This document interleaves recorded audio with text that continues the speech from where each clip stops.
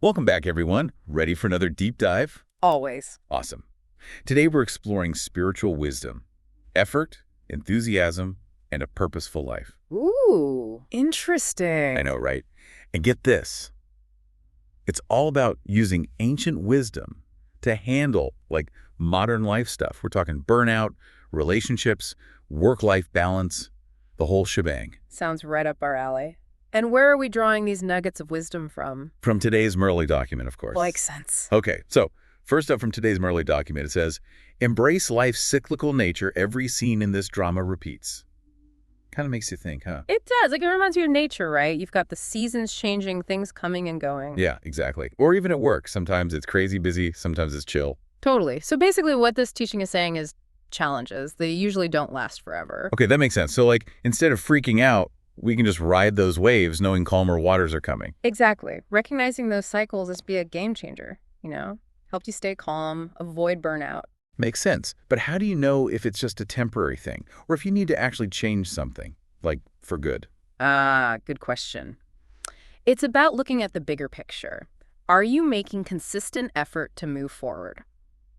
Today's Merle document also says, you shape your status through continuous effort, not by leaving it to fate. So, putting in the work consistently instead of just, hoping for the best. Exactly. Just like you build financial security by saving regularly, consistent effort is key. Gotcha. So what areas of your life, dear listener, feel like an uphill battle? Maybe it's time to shift your perspective and see them as part of a natural cycle. What can you do consistently to reach your goals? Food for thought, for sure. Okay, moving on. This next teaching from today's Merle document is all about purpose. Stay aware of the bigger picture and remember your highest aims. Remembering your highest aims. It's like having a compass, right? Yeah, to keep you on track. Exactly. That big picture helps you stay focused even when things get tough. Makes sense. But what about when things get, really tough? Right. Like in relationships, when you're fighting? Oh, for sure. But that's when remembering your big picture is even more important. Think about it if your goal is to have a loving, harmonious relationship. You're less likely to say or do something you'll regret later. Exactly. It helps you see beyond the immediate conflict. Right. So, dear listener, what's your big picture? What are those aims you want to keep in mind? How can remembering them help you stay grounded amidst the chaos? Worth pondering, right? Definitely. Okay, next up from today's Merle document, Breaking Free. Remove the seed of bondage by forging the right connections and letting go of harmful attachments. Whoa, that's deep. Yeah, it is. But think about it like this. Sometimes we cling to things that aren't good for us anymore. Like bad habits. Exactly. Or even people.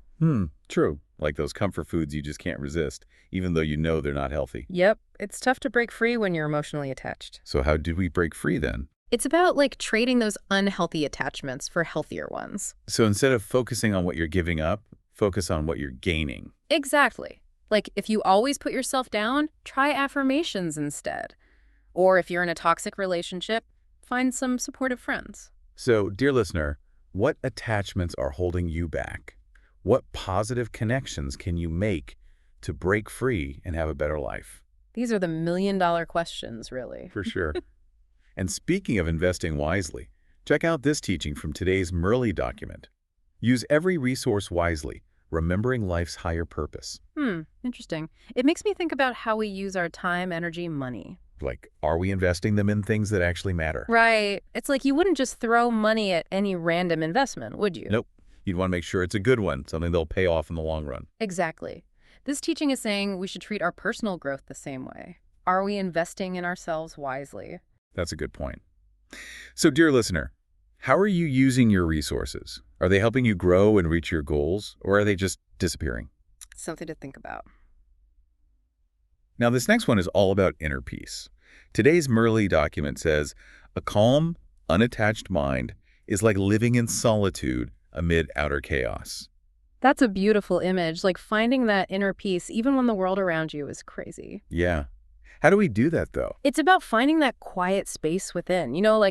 Imagine you're in a busy office, phones ringing, people talking. Total chaos. Right, but even in that chaos, you can create a sense of calm by focusing on one thing at a time. So even if you can't escape the noise, you can still find peace inside. Exactly. It's about training your mind to be more present.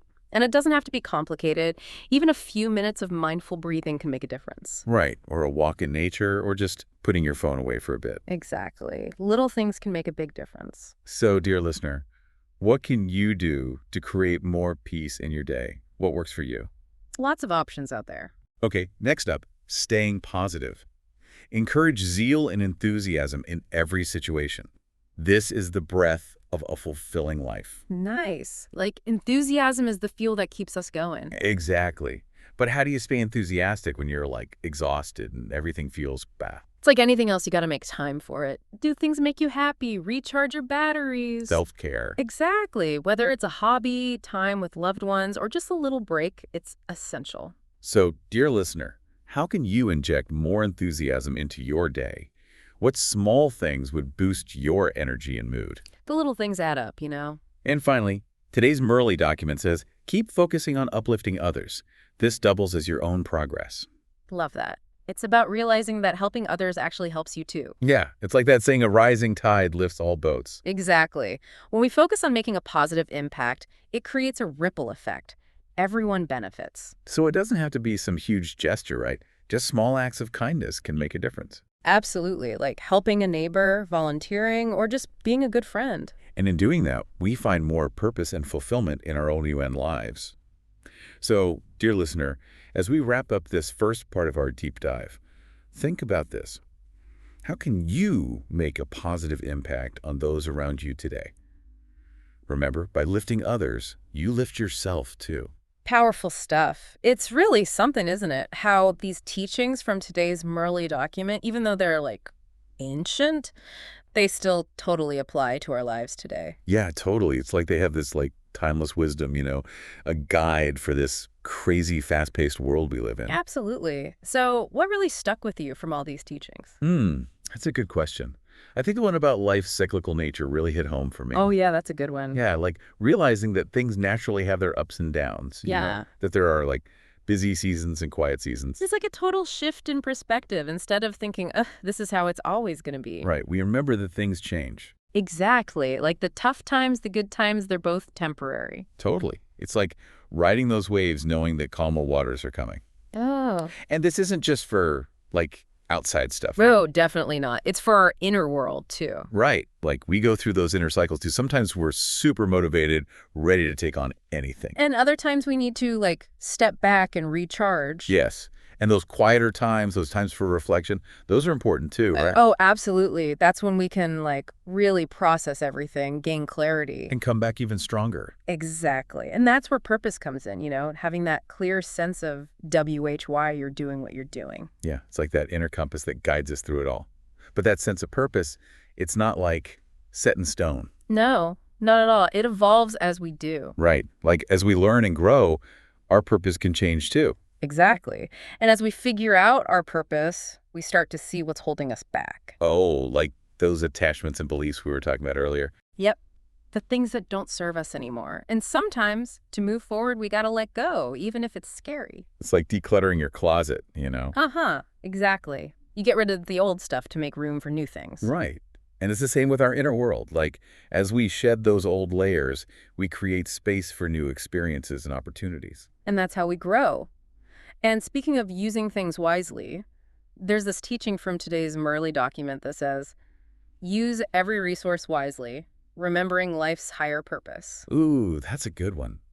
It's like being mindful of how we spend our time, energy, talents. Exactly. It's about making conscious choices, Right. Instead of just letting those precious resources slip away, we can invest them in things that really matter. And it's not just about what we do, but also how we think and feel. Oh, that's interesting. Yeah, like having a positive mindset, practicing gratitude, managing stress.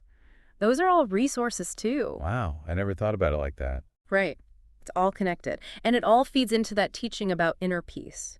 The one that says a calm, unattached mind is like living in solitude amid outer chaos. Right.